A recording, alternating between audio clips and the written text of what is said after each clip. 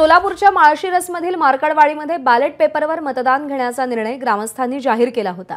प्रशासनाने त्यावर आक्षेप घेत 5 डिसेंबरपर्यंत जमावबंदी लागू केली आहे।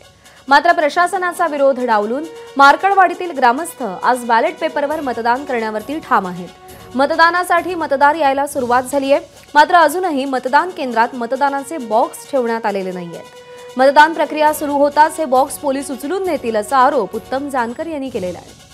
आता पोलीस प्रशासनाने भूमिका घेतलेली आहे की तुमच्या पेट्या ठेवणार नाही, सगळं आम्ही उचलून नेऊ, तुम्हाला तुरुंगामध्ये टाकू, आम्हाला जे जे करता येईल ते आम्ही तुमच्या विरोधामध्ये करणार आहे। तुम्ही अशा पद्धतीने इथं मतदान तुम्हाला आम्ही कोणत्याही परिस्थितीमध्ये घेऊ देणार नाही। काय आता त्यांचे वरिष्ठ अधिकारी आलेले आहेत, काय चर्चा होते, काय मार्ग निघतोय का किंवा त्यांची काय भूमिका आहे त्याच्याशी चर्चा केली जाईल। गावकरी रात्रभर इथं झोपलेले होते। इथं जसजसं गाव जमा होईल, गावाचा निर्णय होईल आणि त्या पद्धतीनं समजा थोडं उशिरा का होईना पण या ठिकाणी मतदान चालू होईल अशी अपेक्षा आहे। अपडेट जाणून घेऊयात। सुनील दिवाण आपले प्रतिनिधी सध्या आपल्या सोबत आहेत। सुनील, 8 वाजता मतदान प्रक्रिया सुरू होणार होती, अर्धा तास होऊन गेलाय, काय परिस्थिती आहे सध्या मार्कडवाडीमध्ये? प्रक्रिया सुरू झाली आहे का मतदानाची?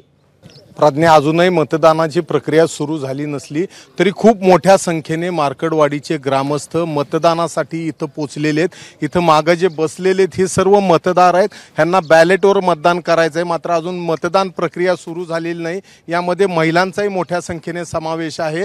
ह्या मोठ्या संख्येने बॅलेटवर मतदान करण्यासाठी ही मंडळी आलेली आहेत, काही वृद्ध आहेत, काही तरुण आहेत आणि ह्या सगळ्यांना या बॅलेटवर मार्कडवाडी इथे मतदान करायचं आहे। आपली मतं नेमकी जातात कुठं हे ह्यांना बघायचं आहे। एका बाजूला पोलीस प्रशासनाचा दबाव आहे, 144 कलम म्हणजे जमावबंदी इथं लागू करण्यात आलेली आहे, मोठा पोलीस फौजफाटा आहे। मात्र ज्या पद्धतीने इथं मतदार पोचलेले, ज्या पद्धतीने त्यांचा उत्साह दिसतोय, त्यामुळं मतदान प्रक्रिया सुरू झाल्यानंतर ही मोठ्या संख्येनं मतदान होईल या अपेक्षेने हे सर्व मतदार इथं आलेले आहेत। आपल्यासोबत आमदार उत्तमराव जानकर आहेत। मला सांगा, मतदार एवढ्या संख्येने जमा झालेत, अजून किती वेळ लागेल?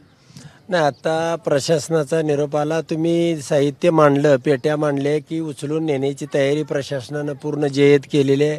त्यासाठी CRPFचे जवान त्यांनी या ठिकाणी तैनात केलेले आहेत आणि आम्हालाही बघायचं आहे की या ठिकाणी जवळजवळ 500पेक्षा अधिकचे लोक आले 1 तासाभरामध्ये की आम्ही ती प्रक्रिया या ठिकाणी सुरू करणार आहे। त्यांनी जे आमचं साहित्य त्या ठिकाणी उचलून नेण्याचा गुन्हा दाखल करणार, सगळे रस्ते बंद केलेले आहेत, घरोघरी दहशत निर्माण केलेले आहे, मोठ्या प्रमाणावरती या ठिकाणी जवान तैनात करण्यात आलेले आहे।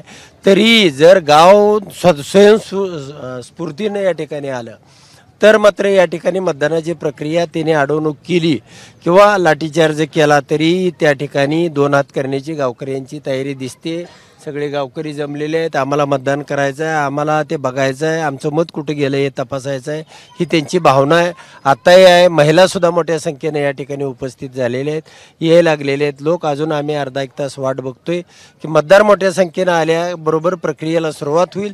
त्यांना प्रशासनानं काय करायचं ते करू दे। त्यांनी पेट्या अजून पेट्या नेल्या किंवा काय केलं, तास अर्धा तास लागू शकतं। तर अशा रीतीनं प्रशासनाचा दबाव असल्यामुळं अजून मतदानाच्या पेट्या आणून ठेवलेल्या नाही आहेत, ही त्यांची भूमिका आहे। मतदार जमायला लागलेले आहेत, महिलाही मोठ्या संख्येने यायला लागलेले आहेत। 400 ते 500 लोक इथं जमल्यानंतर मतदानाला सुरुवात करायचं त्यांचं नियोजन आहे। एकंदर यासाठी अजून अर्धा तास ते 1 तास जाऊ शकतो। मात्र पोलीस प्रशासनाच्या दबावाला झुगारून ज्या संख्येने ग्रामस्थ इथं बॅलेटवर मतदान करायला आलेत हे मात्र कौतुकास्पद आहे। प्रज्ञा, बरोबर आहे, त्यांचा हा निर्धार पूर्ण होतो का की पोलीस प्रशासन आणि प्रशासनाची आडकाठी जास्त मजबूत ठरते, याकडे लक्ष असेल। अपडेट जाणून घेत राहू। सध्या धन्यवाद सुनील दिलेल्या माहितीसाठी। ABP माझा, उघडा डोळे बघा नीट।